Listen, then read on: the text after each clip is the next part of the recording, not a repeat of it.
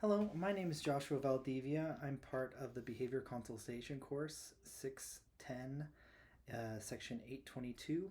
The professor is Dr. McElrath.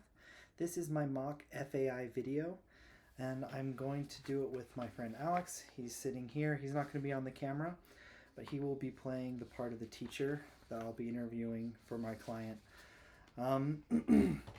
Prior to the interview here, I've prepared my interviewee with using mostly the ABC data collection form that we filled out earlier in the semester. And let's start this interview. Before we start, I do want to note the DEI considerations for this case. Lisa, our client, is mostly bilingual, speaking both English and Spanish in the home. Lisa's mom and brother both speak English fluently, but her dad and grandmother speak only Spanish. The whole family would like to be involved in Lisa's therapy, so it's important for ABA therapists to provide materials and instructions in both languages. All right, so I'm meeting here with Alex, Mr. H, for this assignment. How you doing today, Mr. H? Doing good. I'm excited to be able to work with you and help Lisa be able to be a better student in the classroom. Yeah, we do. We definitely want to help her, with her schooling as well as, in all aspects of her life. Right. If we can help her behavior, just a little bit, that can make a big difference. So let's talk a little bit about Lisa. She's in one of your classes for speech. Specifically, I see here. Can you tell me about Lisa's language abilities? So she's mostly like a single word student. So I mean, when we're talking or when we're interacting with Lisa, it's usually like we'll ask her to do something, and if she doesn't want to do it, she'll say no. Or if she wants something, it's usually a repetition of whatever the object is. So say if it's a marker, it's like marker. If it's like she wants to go home, which happens every once in a while. I mean, obviously with children, sometimes they like to, head home. It's like home, stay home. So not really like verbal in like full sentences, but she's able to get her point across in a lot of ways. So you mentioned that when she is talking, it's usually like one word. Yeah, single word. And it's usually the thing that she wants that exactly. she's using. Okay, so you mentioned iPad? Yeah, iPad seems to be one of her favorite things. Obviously, in our school setting, we don't have an iPad for every single student. Right. But I know talking to her mother and her brother at times when we've had parent-teacher conferences, they've mentioned that an iPad is heavily used in the home, both as like a help thing for her, as well as like a distractor. It seems to be. Okay. And you said that she doesn't bring that to school, so you don't see it in the classroom? I have not seen it in the classroom, no. But you've heard her ask for it in the classroom? Yes. Okay. Do you have iPads at all in the environment? So in this school, I think we are one-to-one when it comes down to like Chromebooks and those type of things, but it's one-to-one in the classroom in the sense that there's a set amount of Chromebooks in the classroom, not specifically to that student, if that makes sense. So gotcha. It's there for like school assignments and yeah, exactly. So it's like we use a lot of like online materials to be able to work with and do tests and stuff like that. And so we have those available in the classroom for those settings. Okay. And I just want to clarify, the school that you teach at, is that a public school? It is a public school. Public yes. school? Okay. All right. How many kids are in that class, if you don't mind me asking? Yeah, no, not at all. It's a class of about 35. Okay. And I say about 35 because generally you have one or two absences here and there. It's pretty transient in population when we talk about it. It's on the west side of Utah Valley, so we got a lot of people who are moving in, a lot of people that are moving out, and so with that, like we'll get add-ins throughout the year and students dropping out. So that's why I say about 35. Okay, awesome. I want to move in and talk a little bit about some of the activities you see Lisa participating in. Can you tell me some of the skills and maybe preferred toys or leisure activities you see here? Maybe what does she like to do during recess, for example? Yeah, so she's not that big on group activities. Like we'll do like a group story time, to be able to sit down and like read together and be able to like answer questions and that. And usually when that invitation is provided to her, she'll say no and stay at her desk or like put her head down to try and avoid that. And so I'll provide her with like a coloring activity. She really likes that here. I mean, like we mentioned earlier, iPad is the preferred method, but we don't have that here for her. She hasn't brought her own. So it's like usually coloring of some sort. Not really any reading or anything like that. But she does enjoy coloring. And that's been some issues as well with students where if there's a particular color that she wants or a particular marker that she wants and another student is using it, we've had some negative interactions there where she's reached out and like grabbed the marker or has said marker and the other student isn't willing to share, and so she's had the negative reactions where she's like either pinched or hit the student to try and get what she wants. But yeah, so outside the iPad, she really, really likes coloring. I mean, it seems to be an excellent outlet for her. Mm-hmm. Do you find that it's specifically coloring? Is it art in general? Are there other art projects that she likes to do? You know, I think it's the coloring. I think it's just the I don't know, the creativity that she gets to do that. She's kind of in control of her own moment. So like we've done other activities where like we've cut out shapes where it's like, you know, Thanksgiving hands where we make the turkeys. Yeah. Or stuff like that. And with that, like she's needed some help to be able to manage the scissors and things. And so she's not as excited about that. Mm-hmm. But when it comes down to coloring, she's very happy about it because it's very much something, at least it seems to her, something that she's in control of. And so other projects, I think if she felt like she was more in control, she'd like those. Mm-hmm. But coloring is a safe one because like she has her set of colors. As long as she has those, she can be creative, and that seems to channel it a lot better. So it sounds like you're saying that there is a level of like that you seem to notice that she's comfortable in that activity, having the page, having all her colors, and being able to just kind of go into that. Is that something you see a lot of? You mentioned earlier, what I'm getting at is you mentioned that sometimes you see some pinching and hitting with accessibility to those items sometimes happens. Do you see the pinching and hitting surrounding other activities? Yeah, if she's, I guess the way that you mentioned it, if she seems comfortable in that idea, do you see that still the same? It's definitely, we more have those negative reactions in areas where she's not as comfortable. Okay. I've heard through her mom in conversations at parent-teacher conferences that if she doesn't have access to the iPad, or if she's trying to like if she's not happy with the situation, like waking up sometimes can be hard in the mornings, that she has hit or she has pinched, to be able to do that, to be able to do what she wants versus what may be expected of her. And so it could be down to a comfortability thing. In the classroom, she has done that with like the aide or with myself when we've tried to do different activities. One time I remember we were doing an assignment and she wasn't feeling it that day, and she like ripped her assignment in half. And so like it wasn't a hitting or a pinching thing, but it was definitely something like she didn't feel like she was either comfortable with it or excited about it or wanted to do that. And so we had to have a different conversation. In the end, we passed her some like a coloring thing, something that she was more comfortable with, to try and like just help her to calm down, while we could focus on working on the other working with the other students at that point. I'm sorry to hear that. That sounds like it can be a difficult thing to deal with in the classroom, especially if you have 34 other students going on. It can. Definitely having an aide in the classroom is very, very helpful. I'm kind sure. of like splits it up a little bit. Yeah, so it's like trying to figure out how to work around a situation where you have 35 different kids with 35 different needs, and then having a student like Lisa who's a great person, but definitely has some struggles with like, Of course. that. Like that's always been an interesting thing. Thinking about that, besides the ripping thing, there was a time where Katie, who sits next to her, had a fruit snack and Lisa did not, and so she like tried to reach and grab it, And when Katie was obviously not very happy about that, Lisa did hit Katie in trying to get to the fruit snacks. So I don't.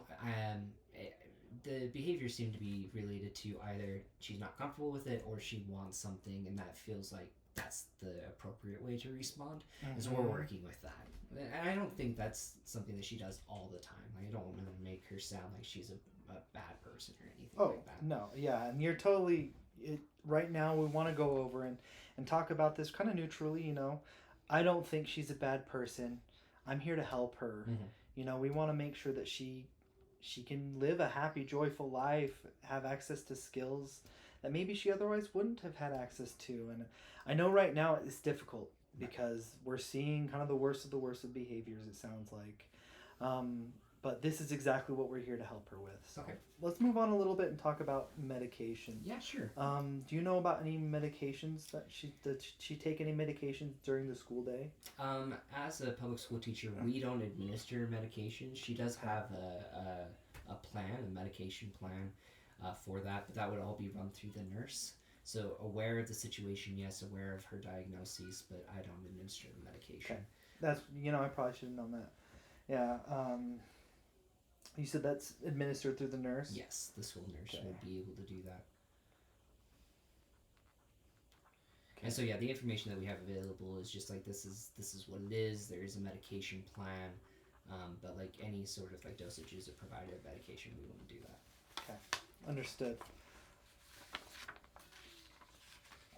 All right, let's talk about these problem behaviors specifically. And like we mentioned earlier, we know that talking about this isn't because she's a bad person. These are simply, objectively, the behaviors that we want to maybe focus on. So let's talk about some of those. Okay.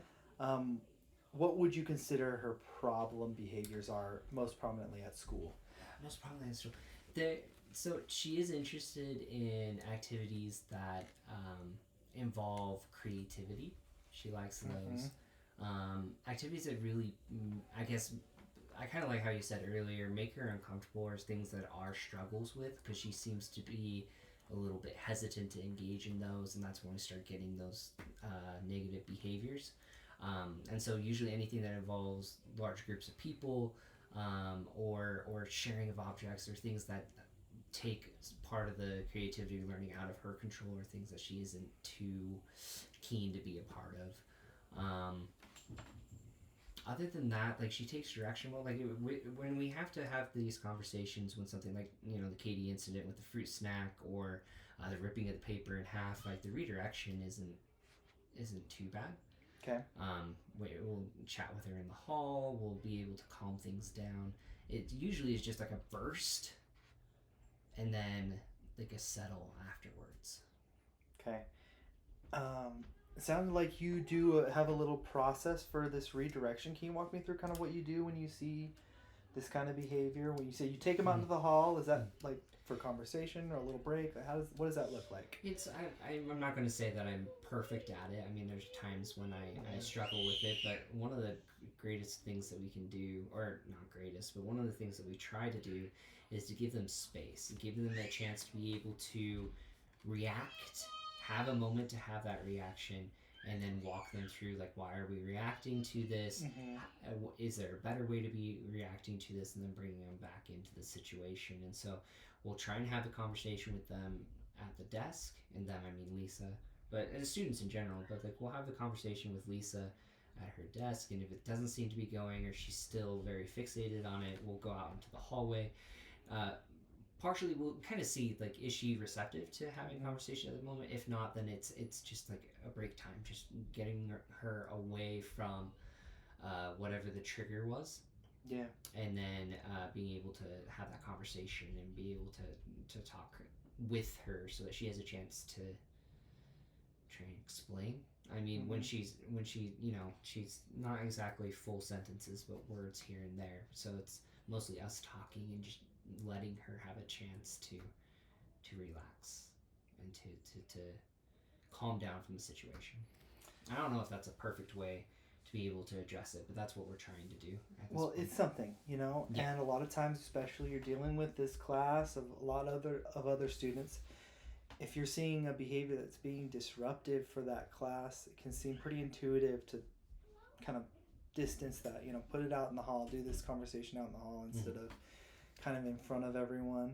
So when we start looking at this, if this is something that's happening frequently, we can look at ways we can address that. And that leads me to this question: do you feel like this is like taking her out of the classroom from for maybe disruptive reasons? How often does that happen in a week? In a week? Yeah. I think we're looking at 2-3 times a week, having those conversations out in the hallway, and trying to help with that. Is that just with that hitting behavior? Just with the hitting behavior. Yes. So that happens 2-3 times a week? Yes. Okay. In your opinion, is that hitting? Is that the single most concerning problem behavior, or is there something else we haven't discussed yet? I feel like that for me, I feel like that's the biggest single most problem there. I don't feel like, you have students who aren't exactly the most excited about every single activity that you do. So it's like, right. Like her interest level or her passion for whatever it is, like the lack of or like over passion is something that you work with every single student. Like some students are going to love the activity, some students are going to be like meh, not exactly the most excited about it. It's the reaction to the dislike, or the reaction to kind of just the I don't know how to put it, but like a negative reaction to it, especially when it involves partially like harming themselves or harming somebody else, whether it's intended or not to be that way, is something that I find problematic. Of course. And or worrisome. Like I don't want her to get hurt. I definitely don't want her to get hurt or anybody else to get hurt in that situation. Yeah. And I think that's a good mindset to have. We don't want that pain to, I can't imagine wanting to go to school if I knew I had a bully there that was going to hit me. Right, yeah. And I don't want to use that word, probably in relation to, our friend Lisa here. But it's something that disrupts the class. I want to come back to something you said while we were talking, while you were mentioning. You did mention harm to self. I don't know if that was something you were saying generally or if it's something you've seen in Lisa's behavior. As far as I've seen, I haven't seen any I don't. How do I describe this? Well, how about you tell me what you've seen? Well, yeah, so it's like I don't want to put it out there that she is, a danger to herself or any which way, but like sometimes when, you're asking her to do something and she doesn't want to do it, if she can't reach anybody, she'll like hit the desk. Kind of just be expressive in that way. So, I don't think she's a danger to herself on a large extent, but there are some behaviors like hitting the desk or like not that's mostly what I've seen, but like that type of behavior, it's like I'm sure it's not pleasant to do. No. And I know that's sometimes these behaviors can manifest in ways that make it difficult to describe, so I appreciate you doing your best at looking at that, but I see where you're coming from. Yeah, that could be concerning if we see this, especially if it's disrupting other students, if it makes another student scared, if she's hitting the desk too loud. But so I'm gonna move on over here to kind of prioritize these problem behaviors. Number one at the top of the list, I put hitting, as we were talking about. And then below it, I put hitting the desk because it sounded like the way you were talking about the force at which she was hitting that desk made it seem like it could be pretty disruptive for the class. Am I wrong? It could be, yeah. I mean, it's kind of a loud sound to have happen. Okay. Do you notice any of the other students reacting to her hitting the desk? Well, Katie sits next to her, and so Katie will kind of like lean away in that situation. Yeah. Yeah. So I don't have students go like, oh my gosh, or like, what are you doing? Like nothing like that, but just like they do notice it. All right, and then so that's two. If I was to put a third of a problem behavior of concern, what do you think would you say there's a third one? I don't think there's These really are main I think ones? it's around that. Like I guess you could write down pinching as well as like just an alternative to hitting. Like it's the same behavior, just a different way that it's manifesting. Like she sometimes hits, she sometimes pinches, but it's the same thing. So I don't know if it's an alternate problem. So you're saying that the pinching and the hitting happen in the same circumstances? Yeah. And then you said that's when she wants something. Yeah, wants something like again, like she's hit to be able to, with the Katie situation, it was a hit to Katie for the fruit snacks, but like with other students, if they've had a marker that she wanted, or if they have something that she's been looking forward to, or she's frustrated, she has pinched and hit. So like it's one and the same in my mind, in the sense that like it's the same reaction, even though it's like it's different different ways that she's like doing the it. behavior, like hitting and pinching, they're different in the dude, like kind of what that looks like, right? Mm-hmm. But you're recognizing that she's doing it for the same reason. The exact same reasons, yeah. Okay. And then hitting the desk, is she hitting the desk when she wants something, or do you see a it's different more reason? Frustration. Like she's frustrated. Yeah, frustrated with the situation. Okay.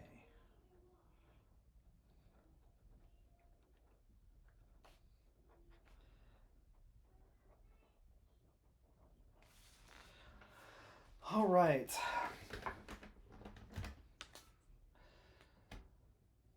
So, let's dive into some of these a little bit more. Okay. I know it's not exactly what we want to look at, but I know it's not ever comfortable talking about the specifics of some of these behaviors, but I appreciate you taking the time. The more information I have, the more accurately we can help with the intervention at replacing some of those behaviors. So I want you to describe the range of intensities of these problems behaviors, and let's just start with hitting. And what I mean by intensities is like how, like the extent to which somebody else might get hurt or property damage might happen. Like high range of intensity, moderate range, low range. I'd say between, if I could do it between one, if you want me to go just straight up and down, but I would do between low and moderate in that, like right between those. If we wanted to put it down just as one of the others, I think it's more than a low, and so it would have to be a moderate, if that makes sense. So it's like if I have to do high or moderate or low, I'd say moderate. Okay. But if we can shoot between, it would be between low and moderate. Would you say that the pinching is the same, even though? Yeah, the same. And the hitting the desk, I'd say, was closer to a low than a moderate. So it's not causing massive disruption. Yeah, of the class. I don't think she's gonna break a desk or severely injure herself. Okay.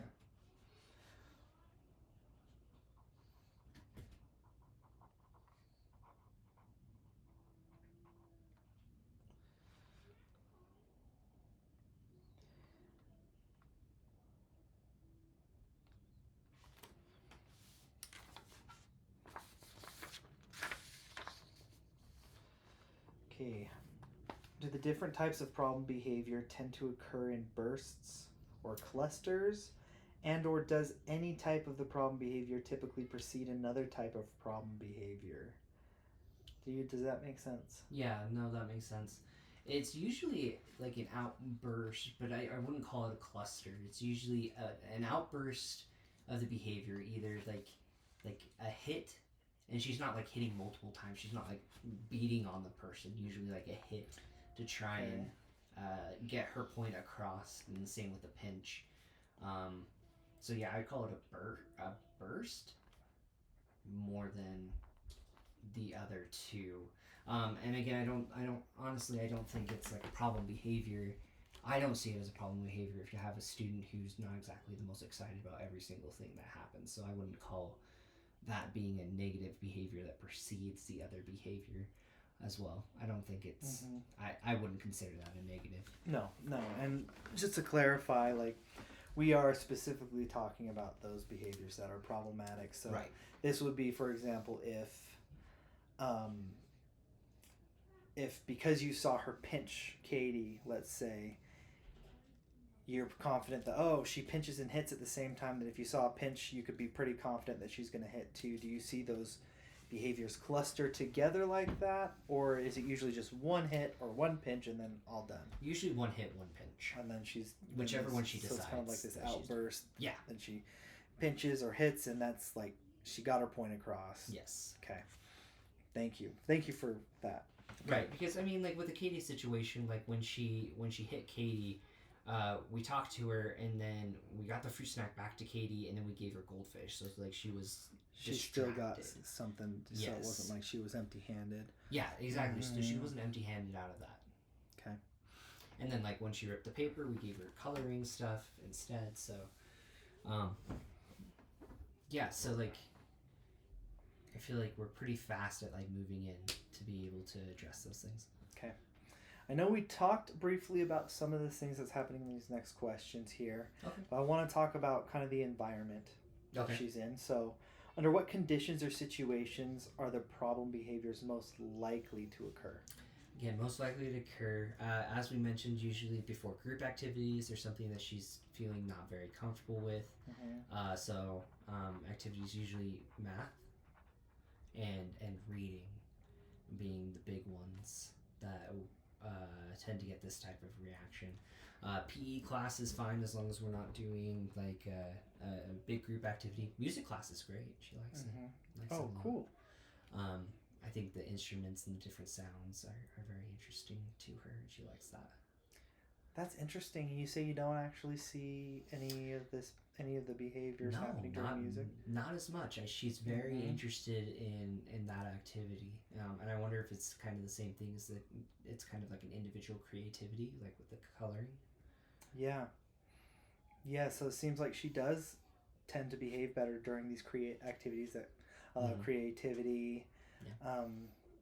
Would you say there's a correlation between when she's doing something she doesn't want to do, that you see these behaviors? It's definitely like stuff she doesn't want to do. Yeah. Is definitely more prone to have these outbursts. Mm-hmm.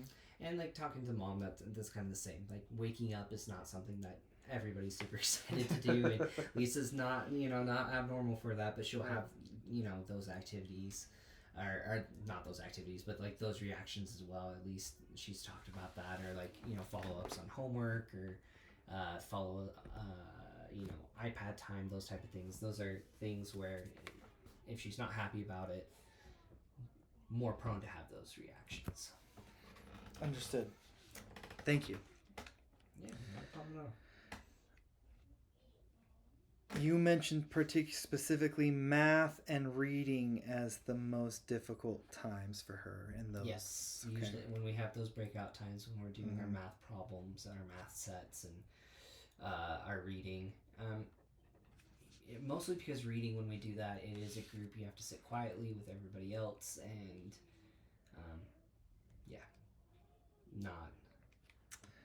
doesn't seem to be that huge of a fan. At least right now, yeah. And that, so like, it sounds like group activities, when you, like before the group activities, you'll see some behavior. Mm-hmm. Would you say that like the presentation of the group activity triggers the behavior? Ooh, you know what? I haven't really thought about it in that way. Obviously, I can't say that like my presentation or the way that I've encouraged the stuff is perfect. So maybe there's something that in the way that I'm presenting it or in the way that we're offering it to her triggers that. Mm-hmm. But I'd have to sit down really with my aide and just like hash it out, like really think like, how are we presenting this? How are we talking about this? And is that something that is helping to trigger those type of reactions?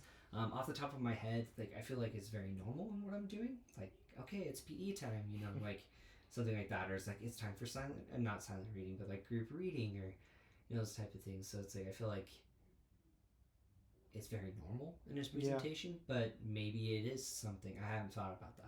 Yeah, and remember, I'm not here to assess you. I'm not worried about that. Like, That's just like an honest reaction. It's like I don't think I've ever thought about it in that way. Yeah, and it's just something. It's just a way I'm trying to frame a question so that we can look at like what is triggering some of these reactions. Like it maybe has nothing to do with the way that you're presenting an assignment. It could be just the fact that she's a 7-year-old girl that doesn't want to do an assignment, you know? Yeah. So there is that. But that being said, if presenting an assignment or a demand on her is more likely to cause some of these problem behaviors, that's something that could help us. Yeah, no, that would make sense to me. Yeah. Okay. So worth looking into. I'll talk with my aide Yeah. this week, and next time when we meet, I can see if I have some data for you to be able to talk about. Well, I would love to touch base with you on that if you do come up with some information. But off the top of your head now, for any of these other behaviors, is there anything that you see as a trigger for this, besides what you've mentioned earlier? Besides what I mentioned earlier, no, not off the top of my head, no. Okay.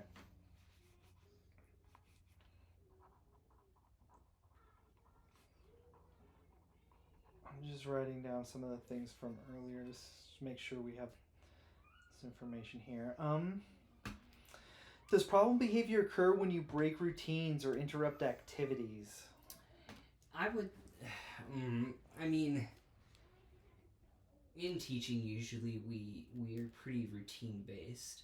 I mean, obviously, the school district, the public school district that we have, once in a while we lose internet, and so we'll have to like shift and go from like an internet based activity or an online type of activity to like whiteboard activity. But I don't know, I can't think of a specific instance there. But I do remember her mom mentioning that at home, like if her dad was getting home later, if dinner was going to be at a different time, or if iPad time was shifted or stuff like that, that there was some, I don't know if all of the behaviors exhibited, but she definitely didn't seem too pleased with it, I guess you could say. So I would imagine if say we had her iPad with us at school and we had created a routine, like, you know, in the mornings you could use the iPad for an hour, or, you know, whatever time limit, let's say 15 minutes would actually probably be much more doable in a school setting. And then we had to shift that where she didn't have that. I could see that being a problem. Okay. I thank you for that information. I'm going to be meeting with the parents as well to talk about that, to see if they'll have any of that. But just generally from the school perspective, if you have some sort of shift in your routine, that's not something that makes you worried about, oh, now I'm going to have to deal with Lisa's behavior too. It's not to that really. level. Okay. I don't feel like it's not something that I feel like if, you know, have a contingency plan in place for specifically for Lisa. Like, I'll have contingency plans if the internet goes out, because it happens quite often, more often than we would like. I'm sorry to hear that. But I don't specifically like go, okay, it's like this is what would happen if the internet goes out, and this is what we're doing with Lisa. It's more just like in a general sense, like if the internet goes out, if we have, you know, some sort of emergency at the school, this is what I do for the entire class. Okay, thank you. This next question, I think we might have talked about it a little bit. Let's answer it again if so. But does the problem behavior occur when it appears that she won't get her way? Yes. Yes. Okay, and please describe things that the child often attempts to control. You've already mentioned art as one of those things. You mentioned music a little bit, how she likes to kind of be in control of the music. What else? Control of like food. Control of when she gets to go home. There was an instance where she started packing up like way early, like an hour before class would be ending. We're like, wait, no, we're not ready, we're not done yet. And she was very insistent that it was time to go home, just repeating home, like much louder. And when we tried to help her, you know, take off the backpack and stuff like that, there was a moment where she did pinch the aide. I do remember that. So control of time, control of her activities is something that she is interested in, I guess you could say. Which actually kind of makes sense. Like, I have a 5-year-old at home, and if I ask her to do something, it's not in her agenda, it tends to be something where it's like, wait, why do I need to do that? Obviously it's a little bit of apples and oranges there, between Lisa and my daughter, but like I can it's kind of that same idea. Like if it's not something that Lisa's thinking about or something that Lisa wants to do, there seems to be some hesitation. She likes to have that control, which makes sense. Well, it sounds like you've been very patient with her through a lot of this. You and your a great aide. student. She's a great student and a great person. Like I wouldn't be taking the time to sit down and try and think through these things if it was otherwise. Well, you're a great teacher, and we're almost done here, so I appreciate your time. You're totally fine. I want to start talking about kind of what happens after the behavior. So, in any situation, there is something that happens, the behavior, usually response, and then following that is a consequence. Like a lot of times could be you, telling her it's not time to go home yet, So that being said, understanding that we're talking about kind of what happens after the behavior, how we respond to Lisa, how do you and others react or respond to the problem behavior? Probably not in a perfect way, but usually it's like, no, like Lisa, no, we can't do that. Lisa, you need to stop. And then moving her away from the situation, or with the fruit snack, it was getting the fruit snack back and then giving her something else.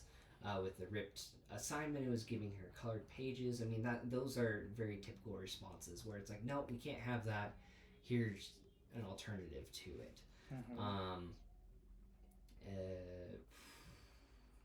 Yeah, that's usually what it is. We try not to. This is for any students. Like, you don't really want to reprimand students in front of their peers. Like, that leads to embarrassment and some frustration and anger, just in general. So it's usually just trying to calm the situation down and provide another outlet, whether that's walking out into the hall and giving her some time away from the trigger, or providing her an alternative, whether it's a coloring book or other snacks or something like that, to not reward the behavior, but to kind of fix the behavior, I guess you could say. Because I don't know, that it just makes sense to me. Like, if she wants fruit snacks, then there must be something that maybe she didn't eat. Maybe she's much. hungry. Yeah, like good exactly. call. Like maybe she's hungry. So I don't feel like it's a negative handing her goldfish to be able to do that. Right. And then providing her something that she's interested in, that she likes, I feel like it's a good way to help her to be, on task with something. And so it's like we've actually talked about adaptations to some of our assignments to add for Lisa specifically, like more coloring outlets. Like, we could do math problems, but we could do it with like shapes there that she could color. So it's like, okay, we need you to color 3 yellow squares, or 4 red circles, and then like put it together. Like, what color does it, like just different ways to be able to do that, so it's not just numbers on the page. Do you find that those kind of you're kind of catering some of your assignments to her interests? Do you find that she's increased engagement with those assignments? Yeah, we've found that, and we call it tiering. So we're tiering the assignments in a way to be able to meet her at her zone of proximal development. So it pushes her still, because she still has to identify the color. She has to identify how many we're talking about, but it puts it in a way that's more familiar and comfortable to her. And then as we go along, we could switch out stuff. So it's like the next tier up would be, all right, so we have one number, which is just a regular number, 5, 6, whatever. And so you have that plus, and then we could have some coloring shapes there. And so then be like, okay, so you need to color these in, this amount blue. Okay, so if you have this many blue circles plus that number, how many do you have? So then you can slowly just tier it up to the next step until you eventually remove the coloring elements, and she can do the math at the same level as this. Not same level. She at the same level as the students, but is doing it in the similar way as the other students. Wow, that's awesome. I love to hear that. It sounds like you really care about your students, being able to personalize and really hone in on their developmental progress to make sure that they're understanding along the same pace as your other students. Hats off to you. That's awesome. Well, it's something that we do also with like, which is like language learners, right? Yeah. So you shift it up when you're having conversations with students, or when you're teaching stuff. You may have language learners working more with pictures at the beginning, and then you start adding more English words in, as well as some of their language, until to the point where they're at the full English level. So it's like it's something that's adaptable across the yard. It does take time though, so it's like I'm not knocking any teachers who haven't been able to do the same thing, but that's what we're trying to do with Lisa. Well, I appreciate you going into the details on that. That actually gives me a lot of information. It's not too far off from the work that we will be doing, so that's why I like to see it.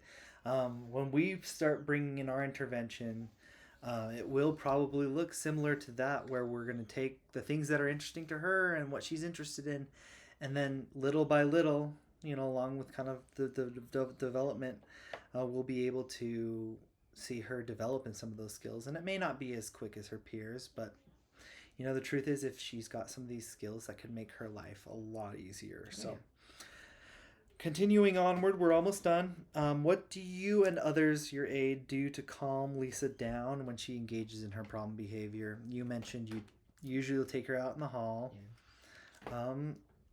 Is that one of the main parts of your procedure when you start seeing that? I mean, it separates her from her peers, make sure that they're safe in that regard. Is there anything else you'll typically do when you see that problem behavior?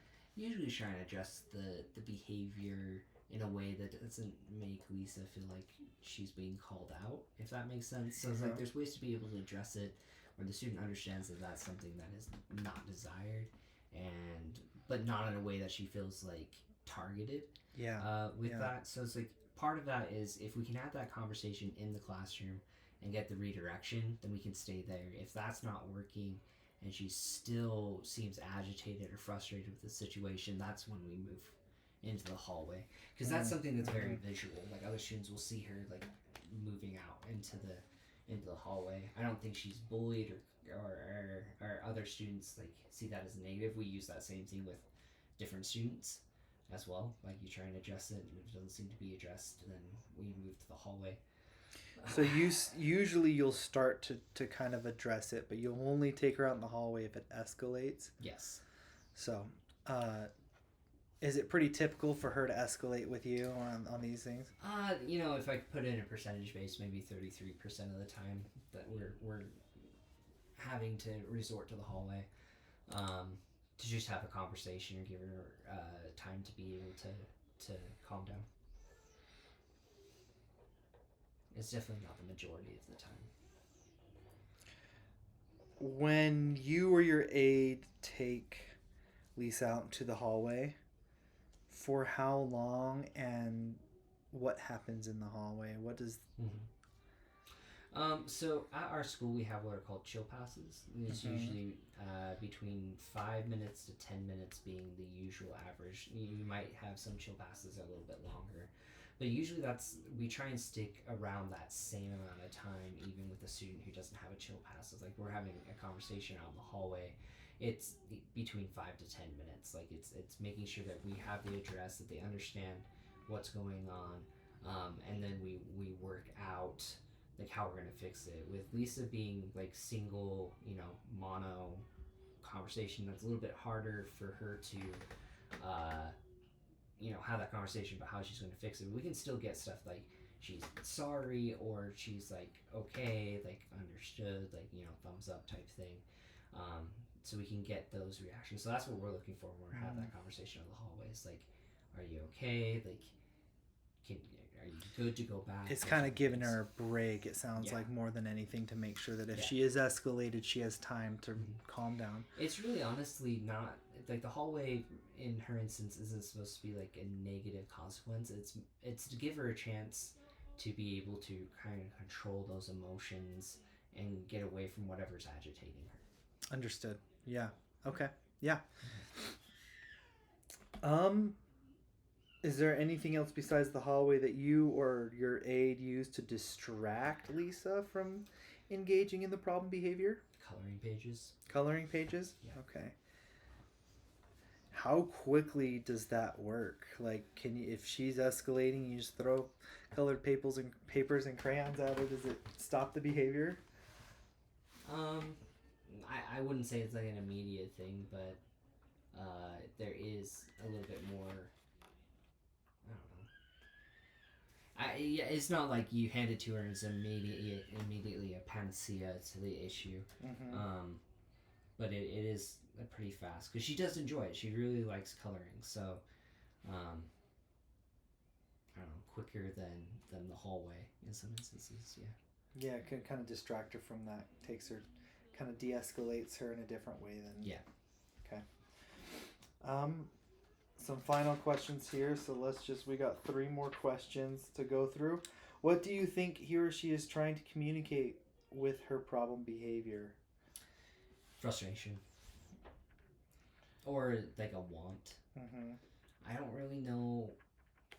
Again, with the fruit snack situation, like you mentioned, it's like maybe she's like we gave her goldfish. It's like maybe she's hungry. Like I don't really think it's needs. I think it honestly is wants. I think needs are being met by teacher, by me, by the aide, by parents. There's definitely a lot of love and a lot of care being put into her education and her life.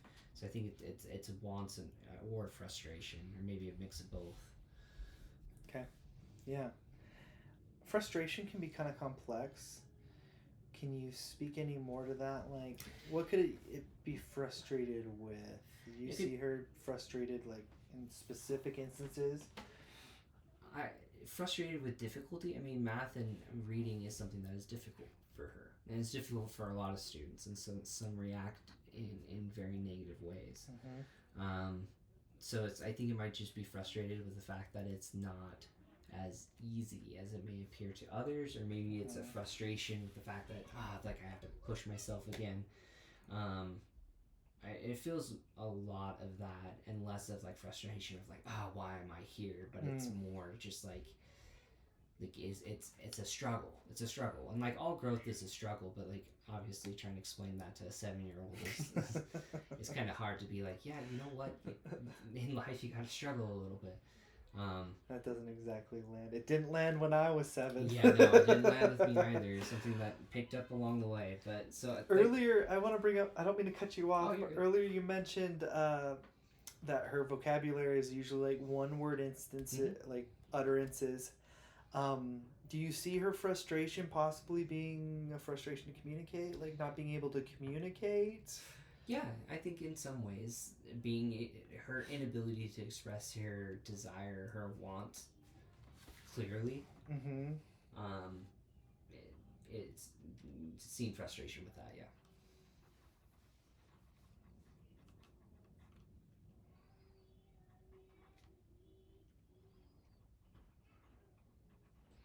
But for the most part, it sounds like you read that frustration as her being asked to do something difficult. Yeah. And she doesn't want to do something that's hard. I mean, like every single kid going through school. So, just some have different reactions than others. You would know. Yeah. All right. Do you think that this problem behavior is a form of self-stimulation for Lisa? And if so, what gives you that impression? I don't think it's self-stimulation. Okay. Yeah, I don't think so. Mm-hmm. You think it's because she wants to get out of doing something hard, or that she wants access to the marker, or the fruit snack, or to go home, those kind of things. Yeah. Is more of what's driving this than her kind of getting her own sense of satisfaction by hitting or no, I don't think there's any well, I can't say there might not be total non-satisfaction with it, but I think it's definitely has a goal in mind, either the marker, the fruit snack, home, iPad, not reading or not being in a group. Like that's the motivation behind the actions. Okay, thank you. And why do you think she's engaging in the problem behavior? It's the last question on here, but it's kind of the most general, just the general why. Why is she hitting? Why is she pinching? if I had to say it succinctly, I think it's because she doesn't feel like she can communicate her want in a way that is actually going to get the results that she wants. Because I think she's aware of the difference between her and other students, the fact that she's monosyllable and having that conversation. So I think part of that is there, whether it's subconscious or not. And so I think it's just she does this behavior because it gets the reaction that she's looking for. Either she gets the attention, or she's able to. You actually are paying attention to what her want is, and so she's doing it because, and if she hits Katie over the fruit snack, we're not paying attention to what's happening there. And so if it was because she was hungry, well, now she's getting goldfish. Or if it was because Katie had something that she didn't have, she's now getting something. The ripping of the paper in half is I feel it's out of frustration with the assignment. Like, she doesn't really want to face that growth, or it's hard to face that growth, and so she wants something that is more comfortable, and so thus the coloring pages come in. The hitting and pinching to be able to get the iPad, that's something that she enjoys, and so the iPad. The iPad. Yeah. Not the hitting and pinching, but the iPad is an activity that she enjoys, so she's trying to get the iPad. You mentioned earlier, I don't mean to cut you off, but you mentioned earlier that you thought that she might not exhibit this behavior if she knew how to ask or knew how to obtain through social means. Honestly, I think it's that. I think it's if she had a better way to ask, if she felt like she could communicate that want better, that would be her go-to reaction on this. Yeah, and you know what? I think I haven't met her yet, but that's something that we would possibly use as like a replacement behavior for the hitting, is teaching her teaching her some more words, especially the ones that get her the things that she wants. Without the negative. So, it's not exactly a clean-cut process, but the information you've provided me here gives me a really clear picture about what's kind of going on at school. And after I meet with the parents and kind of see what their home life is, you gave me some information on that as well from what from what the parents have reported. So this is going to give us a great start.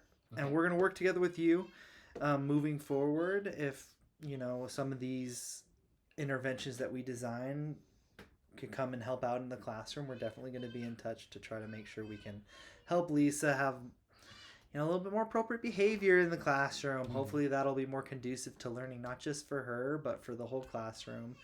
And ultimately, we really hope that we can help her out. So I appreciate you taking the time to meet with me. Yeah.